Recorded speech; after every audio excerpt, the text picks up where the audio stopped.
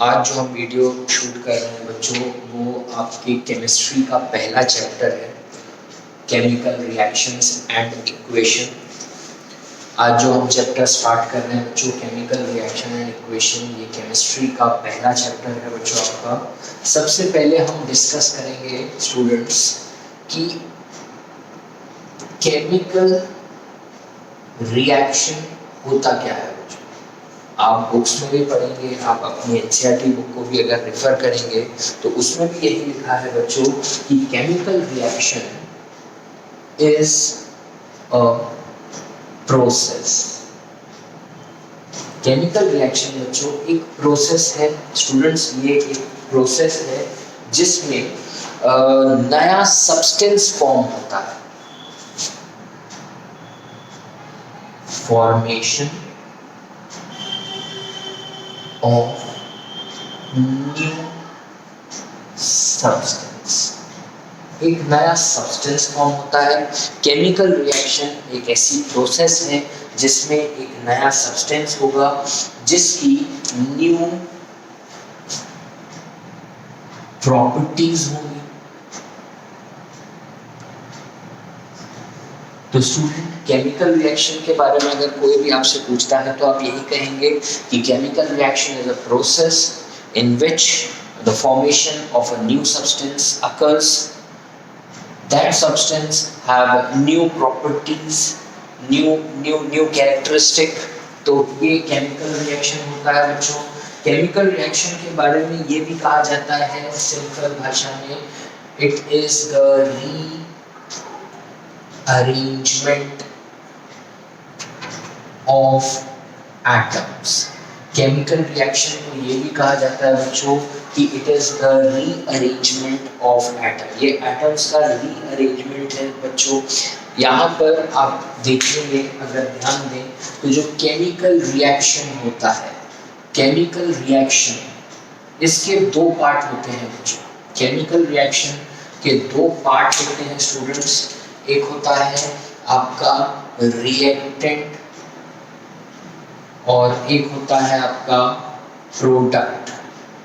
याद रखिएगा बच्चों, केमिकल रिएक्शन एक प्रोसेस है जिसमें नया सब्सटेंस बनता है स्टूडेंट्स। नया सब्सटेंस जो बनेगा उसकी प्रॉपर्टीज, कैरेक्टरिस्टिक्स भी नए होंगे। यहाँ पर केमिकल रिएक्शन को ये भी कहा जाता है कि it is the rearrangement of atoms. Atoms का रीअरेंजमेंट है स्टूडेंट्स। आप जब भी केमिकल रिएक्शन की बात करते हैं तो केमिकल रिएक्शन में आपको दो चीजें मिलेंगी, one is the reactant and another is the product. Students, एक एग्जांपल के थ्रू अगर हम समझें, this is suppose we have H2। H2 stands for hydrogen. Obviously student, it is a gas. एक अप एरो होता है या फिर इसे G से रिप्रेजेंट किया जाता है। It is in gaseous state. It reacts with O2. O2 obviously student, ये भी gaseous state में होता है, gaseous state में होता है। बट जब आप इससे react करेंगे तो obviously जो आपको form होगा that will be H2O which is in liquid state। ये liquid state में होगा स्टूडेंट्स। आप देख सकते हैं बच्चों, इसमें ये हाइड्रोजन है, ऑक्सीजन है। ये रिएक्ट होने के बाद आपको वाटर दे रहे हैं, वाटर यानी हाइड्रोजन ऑक्साइड, वाटर फॉर्म हो रहा है स्टूडेंट्स। यहाँ पर ये जो H2 plus O2 है, this is reactant and this is the product. बच्चों, यहाँ पर सिर्फ यही हो रहा है कि यहाँ पर जो एटम्स हैं वो रीअरेंज हो जा रहे हैं students. This is not a balance chemical reaction. तो यहाँ पर हमने 2 मल्टीप्लाई कर दिया, यहाँ पर भी 2 मल्टीप्लाई कर दिया। अब ये बैलेंस है स्टूडेंट्स। यहाँ पर अगर आप ऑब्जर्व करें तो हमेशा एक केमिकल रिएक्शन सेटिस्फाई करती है, it satisfy the law of conservation of mass. बच्चों ये आप लोगों ने 9th में भी पढ़ा होगा, law of conservation of mass. Law of conservation of mass ये कहता है बच्चों कि mass can neither be created nor been destroyed, it can be transformed. Mass जो होता है ना उसे क्रिएट किया जा सकता है ना डिस्ट्रॉय किया जा सकता है, सिर्फ उसे ट्रांसफॉर्म किया जा सकता है एक जगह से दूसरी जगह पर। सेम यही चीज़ केमिकल रिएक्शन में भी होती है। जितने एटम्स आपको रिएक्टेंट साइड मिलेंगे उतने ही एटम्स आपको प्रोडक्ट साइड भी मिलेंगे, तभी केमिकल रिएक्शन को रीअरेंजमेंट ऑफ एटम्स भी कहा जाता है बच्चों। बहुत सिंपल सा कंसेप्ट है केमिकल रिएक्शन के बारे में। अगर मैं फिर से बताऊं तो केमिकल रिएक्शन एक ऐसी प्रोसेस है जिसमें नए सब्सटेंस फॉर्म होते हैं, इन सब्सटेंस की न्यू प्रॉपर्टीज होती है, न्यू कैरेक्टरिस्टिक्स होते हैं। Chemical reaction is also known as rearrangement of atoms. Atoms का रीअरेंजमेंट है। केमिकल रिएक्शन में दो चीज़ें आपको मिलेंगी स्टूडेंट, रिएक्टेंट और प्रोडक्ट। रिएक्टेंट यानी जब एक या दो सब्सटेंस, वन और more substance react to form a new substance with new properties, reactant और product। जैसे एग्जाम्पल के तौर पे यहाँ पर आपको हाइड्रोजन ऑक्सीजन के साथ रिएक्ट हो रहा है तो आपको वाटर दे रहा है। यहाँ पर मैंने एक चीज़ बच्चों जो आपको समझाई है वो है law of conservation of mass. Chemical reaction हमेशा ये लॉ ऑफ कंजर्वेशन ऑफ मास को फॉलो करता है। जितने एटम, जितना मास रिएक्टेंट साइड पे होगा सब्सटेंस का, उतना ही मास प्रोडक्ट साइड पे ही होगा। जितने एटम्स रिएक्टेंट साइड पे है उतने ही एटम्स प्रोडक्ट साइड पे ही रहेंगे। This is known as rearrangement of atom. Students अब हम आगे बढ़े केमिकल रिएक्शन में। तो केमिकल रिएक्शन में जो नेक्स्ट चीज़ आती है वो है कि केमिकल रिएक्शन डेली लाइफ में भी बहुत जगह पर यूज किया जाता है। Use of chemical reaction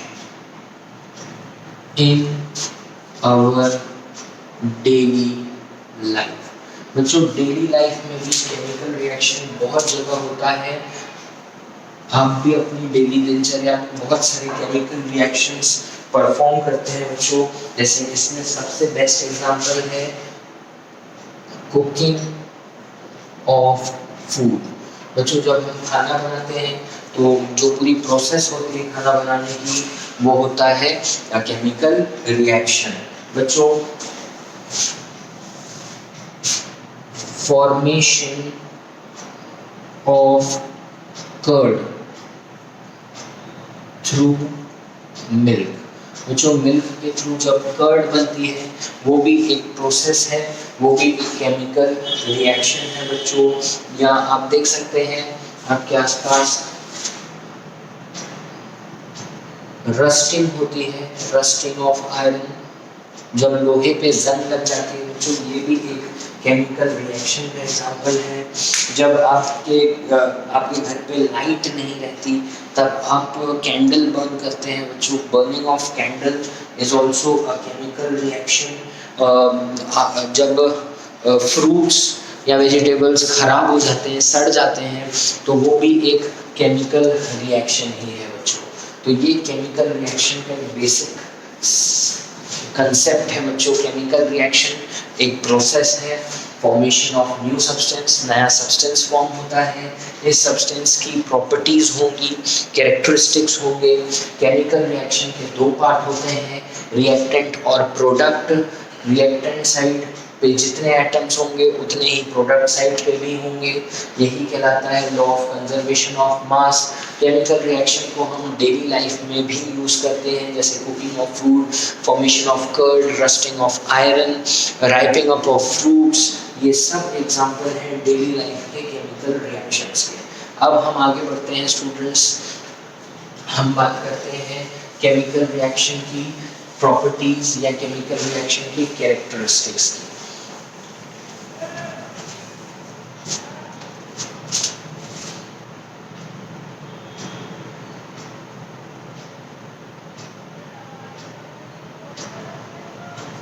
Characteristics of chemical reaction। बच्चों केमिकल रिएक्शन के कैरेक्टरिस्टिक्स की बात करें तो जब भी केमिकल रिएक्शन अकर होती है, जब भी कोई केमिकल रिएक्शन होता है तो उसमें कई सारे चेंजेस होते हैं। जैसे सबसे पहला है बच्चों एवोल्यूशन ऑफ गैस। बच्चों एवोल्यूशन ऑफ गैस, जब भी एक केमिकल रिएक्शन होता है तो प्रोडक्ट साइड पे एक गैस इवॉल्व हो सकती है। For example carbon dioxide evolve हो सकती है, तो एवोल्यूशन ऑफ गैस एक कैरेक्टरिस्टिक है। वैसे ही फॉर्मेशन ऑफ प्रेसिपिटेट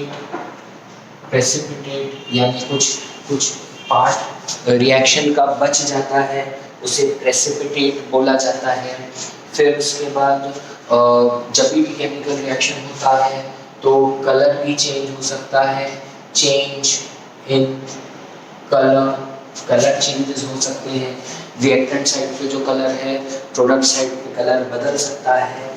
फिर वैसे ही नेक्स्ट आता है चेंज इन टेम्परेचर, टेम्परेचर में बदलाव हो सकता है बच्चों।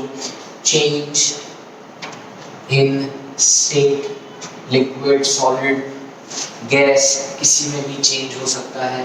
तो कैरेक्टरिस्टिक्स ऑफ केमिकल रिएक्शन अगर आपसे पूछा जाता है बच्चों तो आप ये बताएंगे कि कभी भी किसी केमिकल रिएक्शन में गैस इवॉल्व हो सकती है, प्रेसिपिटेट यानी रिमेन्स बच सकते हैं, चेंज इन कलर, कभी भी रिएक्शन होता है तो जो सब्सटेंस फॉर्म होगा उसका कलर बदल सकता है।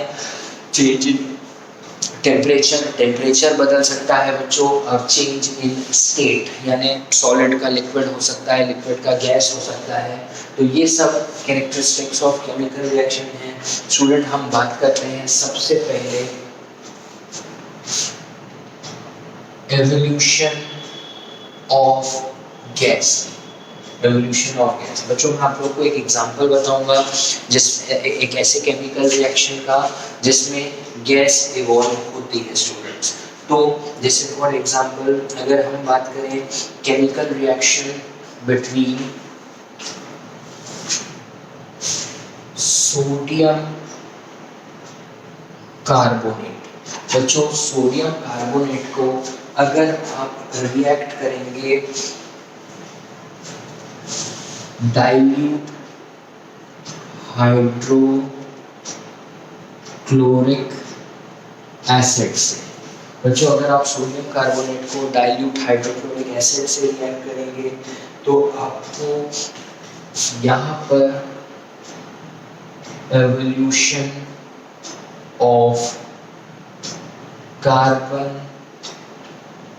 Dioxide gas, carbon dioxide gas का एवोल्यूशन होगा बच्चों जब आप सोडियम कार्बोनेट यानी Na2CO3 सोडियम कार्बोनेट को जब आप रिएक्ट करेंगे डाइल्यूट हाइड्रोक्लोरिक एसिड से HCl से तो आपको यहाँ पर कार्बन डाइऑक्साइड गैस मिलेगी।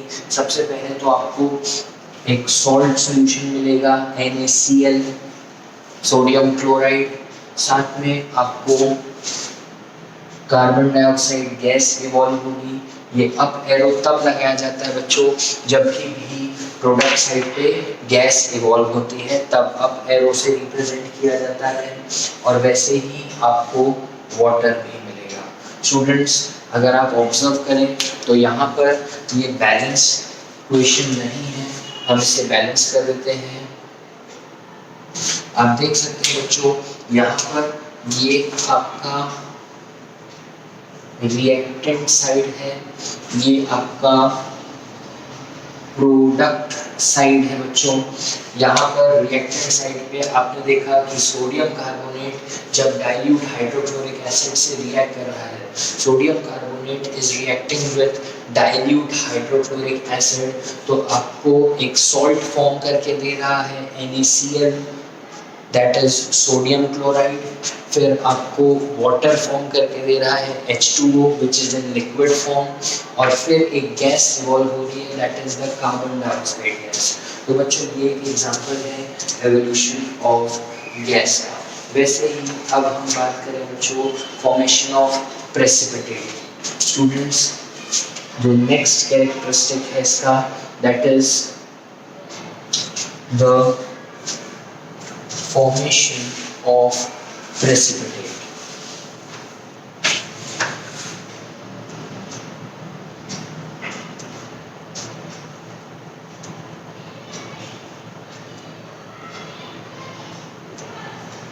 जो फॉर्मेशन ऑफ प्रेसिपिटेट यानी जब भी कोई केमिकल रिएक्शन परफॉर्म होता है तो कुछ ना कुछ रिमेन बच जाता है जिसका फर्दर यूज नहीं होता उस पर्टिकुलर केमिकल रिएक्शन में, वो प्रेसिपिटेट कहलाता है। Students what is precipitate? अगर प्रेसिपिटेट के बारे में कोई आपसे पूछे तो जो भी ऐसा सेपरेट आउटकम आपको आपके सॉल्यूशन से मिलता है जिसका फर्दर केमिकल रिएक्शन में यूज नहीं होता वो प्रेसिपिटेट कहलाता है। स्टूडेंट्स प्रेसिपिटेट का फॉर्मेशन अगर हम एक एग्जांपल के थ्रू समझें तो suppose we have potassium iodide.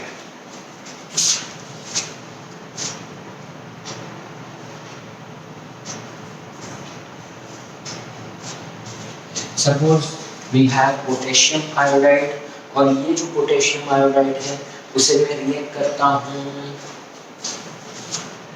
Lead nitrate के साथ। जब हम पोटेशियम आयोडाइड को लेड नाइट्रेट से रिएक्ट करेंगे बच्चों तो आपको लेड आयोडाइड मिलेगा और आपको पोटेशियम नाइट्रेट मिलेगा।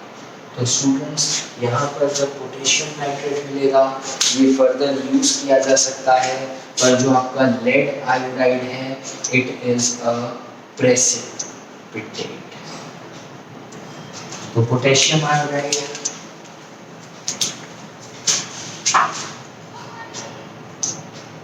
reacts with PeNO3 to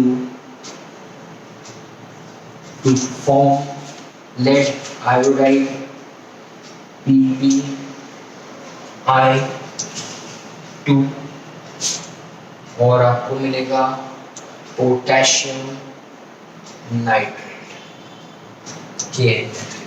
तो बच्चों यहाँ पर आप देख सकते हैं ये आपका रिएक्टेंट साइड है, ये आपका रिएक्टेंट साइड है और ये आपका प्रोडक्ट साइड है। रिएक्टेंट साइड पे आपको पोटेशियम आयोडाइड रिएक्ट हो रहा है लेड नाइट्रेट के साथ, तो आपको ये जो लेड आयोडाइड मिला है ये आपका प्रेसिपिटेट है। स्टूडेंट्स तो ये फॉर्मेशन ऑफ प्रेसिपिटेट का एक एग्जांपल हो गया। बच्चों अब हम आते हैं change in colour next characteristic पे। नेक्स्ट कैरेक्टरिस्टिक जो है दैट इज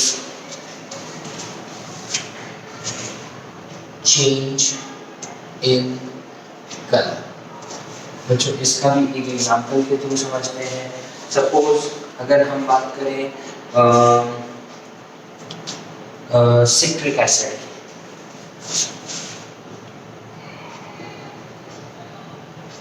सिट्रिक एसिड बच्चों आपको ये लेमन में मिलेगा, नींबू में आपको सिट्रिक एसिड मिलता है। सिट्रिक एसिड जब रिएक्ट होगा पोटेशियम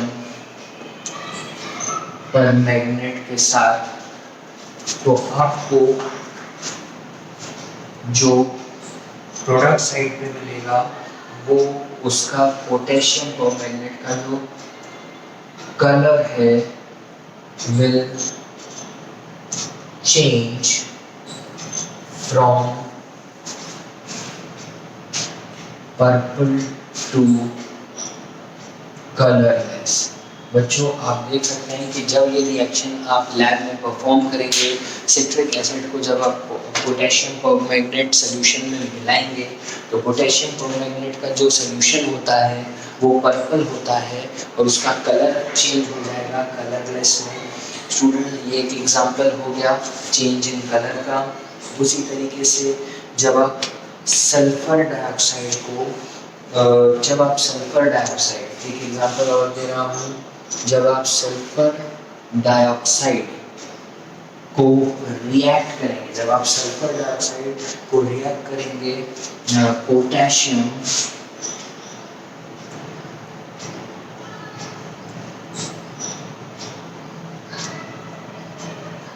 डाइक्रोमेट से, बच्चों जब आप सल्फर डाइऑक्साइड को रिएक्ट करेंगे पोटेशियम डाइक्रोमेट से, तो पोटेशियम डाइक्रोमेट का जो कलर है, the colour will change from orange to green. बच्चों कलर चेंज हो जाएगा ऑरेंज से ग्रीन में। तो ये चेंज इन कलर के दो एग्जांपल्स आपको दिए हैं स्टूडेंट्स। आप जब एग्जाम में आएगा तो ये एग्जांपल्स के थ्रू ही आप समझाएंगे। नेक्स्ट हम बात करते हैं बच्चों चेंज इन टेम्परेचर की। Change in temperature, change in temperature. बच्चों change in temperature, temperature change बच्चों दो तरीके से होता है स्टूडेंट्स।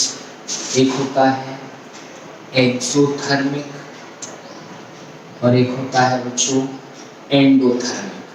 आप लोगों ने ये 9th में भी पढ़ा होगा, एक्सोथर्मिक रिएक्शंस और एंडोथर्मिक रिएक्शंस।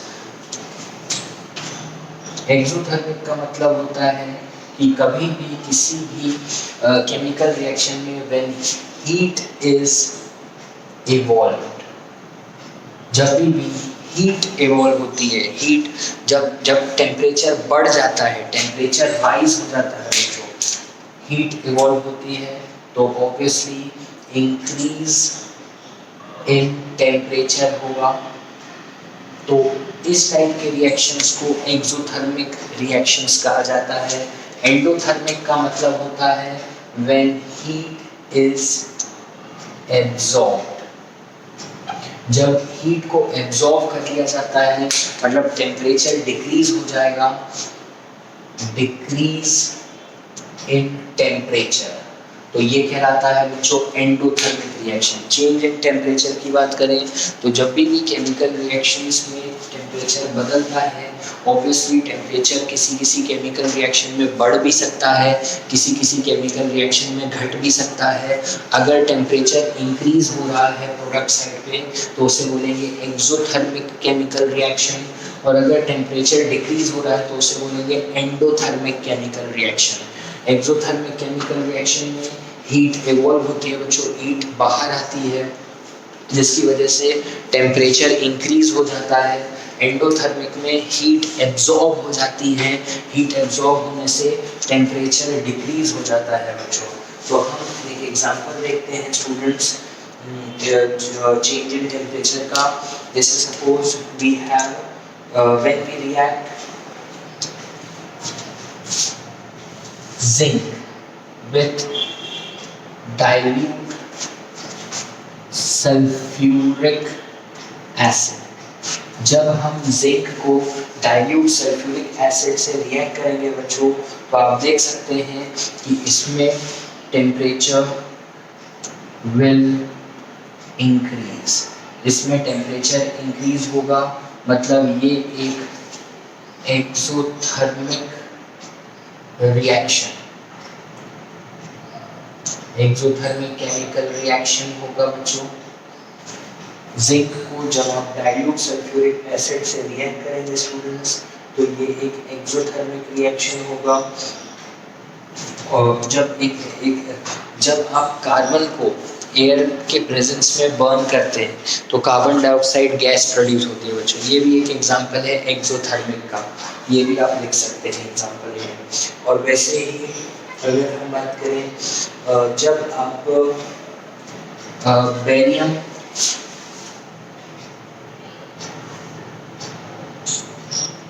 हाइड्रोक्साइड को, जब आप बेरियम हाइड्रोक्साइड को रिएक्ट करते हैं अमोनियम क्लोराइड से,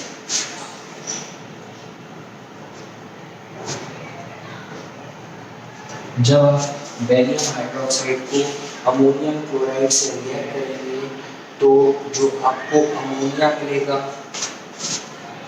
आपको बेरियम क्लोराइड अमोनिया और वाटर फॉर्म करेगा। ऑब्वियसली वाटर फॉर्म हो रहा है मतलब हीट विल बी एब्जॉर्ब, तो ये एक एग्जांपल है एंडोथर्मिक रिएक्शन का। बच्चों याद रखिएगा कि चेंज इन टेम्परेचर दो तरीके का होता है, एक्सोथर्मिक और एंडोथर्मिक। एक्सोथर्मिक का मतलब होता है जब हीट इवॉल्व होती है, टेम्परेचर इंक्रीज होता है। एंडोथर्मिक का मतलब होता है जब हीट एब्जॉर्ब होती है, टेम्परेचर डिक्रीज होता है। बच्चों यहाँ पर मैंने आपको दो एग्जांपल्स दिए हैं। जब आप जिंक पार्टिकल्स को, जिंक ग्रैन्यूल्स को डाइल्यूट सल्फ्यूरिक एसिड में डालेंगे तो बहुत सारी हीट प्रोड्यूस होगी, टेम्परेचर विल इंक्रीज। इसलिए एग्जांपल है एक्सोथर्मिक केमिकल रिएक्शन का। अगर आप बेरियम हाइड्रोक्साइड को अमोनियम क्लोराइड से रिएक्ट करते हैं तो बेरियम क्लोराइड फॉर्म होगा, अमोनिया और वाटर फॉर्म होगा। ये एग्जांपल है बच्चों एंडोथर्मिक रिएक्शन का। क्यों? क्योंकि इसमें वाटर प्रोड्यूस हो रहा है जो हीट को एब्जॉर्ब कर लेगा और टेम्परेचर को डिक्रीज कर लेगा स्टूडेंट्स। तो ये हो गया चेंज इन टेम्परेचर। वैसे ही नेक्स्ट आता है स्टूडेंट्स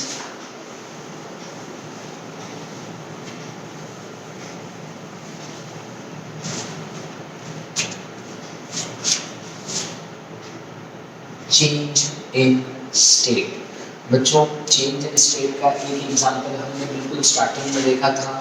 हमने देखा था H2, ऑब्वियसली वो गैशियस स्टेट में है। जब इसे रिएक्ट किया गया O2 जो कि खुद भी गैशियस स्टेट में था, तो प्रोडक्ट साइड पे आपको H2O मिलता है। H2O जो कि ऑब्वियसली लिक्विड फॉर्म में हो जाता है। तो ये एक एग्जांपल है चेंज इन स्टेट का जिसमें गैस रिएक्ट हो गई है टू फॉर्म लिक्विड। बच्चों इसका एक और एग्जांपल है बर्निंग ऑफ कैंडल वैक्स। बच्चों यहाँ पर जब आप कैंडल वैक्स की बात करते हैं तो वो सॉलिड स्टेट में होता है। जब आप उसे बर्न करेंगे तो उसमें प्रेजेंस जो कार्बन है, it will burn in the presence of air to form carbon dioxide. Obviously वो गैशियस स्टेट में होता है। और जो वैक्स होता है it will change into liquid, liquid wax में कन्वर्ट हो जाएगी। बच्चों पिघलती है वैक्स। तो जब आप कैंडल वैक्स को बर्न करते हैं, जब आपके घर में लाइट नहीं रहती है, इलेक्ट्रिसिटी नहीं रहती है, तब आप कैंडल वैक्स को बर्न करते हैं। कैंडल वैक्स जो कि सॉलिड स्टेट में है, जब वो बर्न होता है तो it converts into liquid state, वो लिक्विड में कन्वर्ट होता है। वैक्स में प्रेजेंट जो कार्बन होता है वो जब कंबस्ट होता है, एयर के प्रेजेंस में बर्न होता है, कंबशन प्रोसेस होती है, तब वो कार्बन डाइऑक्साइड गैस बनाता है। तो सॉलिड चेंज हो रहा है गैस में और लिक्विड में। तो बच्चों ये जो हमने पढ़ा ये आपके चेंज इन स्टेट के एग्जाम्पल थे। तो जो बच्चों इस वीडियो में हमने देखा आज कि हमने देखा कि केमिकल रिएक्शन होता क्या है। केमिकल रिएक्शन एक प्रोसेस है, वो ऐसी प्रोसेस जिसमें एक नया सब्सटेंस बनता है। नया सब्सटेंस जो होता है उसकी नई प्रॉपर्टीज़, नए कैरेक्टरिस्टिक्स होंगे। केमिकल रिएक्शन के दो पार्ट होते हैं बच्चों। केमिकल रिएक्शन में रिएक्टेंट होता है और प्रोडक्ट होता है। केमिकल रिएक्शन हमेशा लॉ ऑफ कंजर्वेशन ऑफ मास को फॉलो करता है। जितने एटम्स रिएक्टेंट साइड पे होंगे उतने ही एटम्स प्रोडक्ट साइड पे भी होंगे। एक एग्जांपल के थ्रू इसे समझाइएगा। आप डेली लाइफ में केमिकल रिएक्शन कहाँ कहाँ यूज़ करते हो उसके बारे में लिखिएगा कि केमिकल रिएक्शन डेली लाइफ में कहाँ कहाँ होता है। जब हम रस्टिंग ऑफ आयरन देखते हैं वो भी एक केमिकल रिएक्शन है। कुकिंग ऑफ फूड भी एक केमिकल रिएक्शन है। हम जब खाना खा लेते हैं तो जो डाइजेशन प्रोसेस होती है, the digestion process inside our body is also a chemical reaction. फिर हमने ये पढ़ा कि भाई केमिकल रिएक्शन के कैरेक्टरिस्टिक्स क्या क्या हैं। जब भी केमिकल रिएक्शन होती है तो केमिकल रिएक्शन में गैस इवॉल्व होती है, केमिकल रिएक्शन में प्रेसिपिटेट फॉर्म होता है, केमिकल रिएक्शन जब होती है तो कलर भी चेंज हो सकता है, टेम्परेचर इंक्रीज या डिक्रीज हो सकता है, और स्टेट भी चेंज हो सकता है, सॉलिड से लिक्विड, लिक्विड से गैस एंड सो ऑन। तो बच्चों इनको सब आप समझा सकते हैं, मैंने हर एक का एग्जाम्पल भी दिया है। आप भी जब एग्जाम में आंसर्स लिखें तो एग्जाम्पल के थ्रू ही लिखें बच्चों।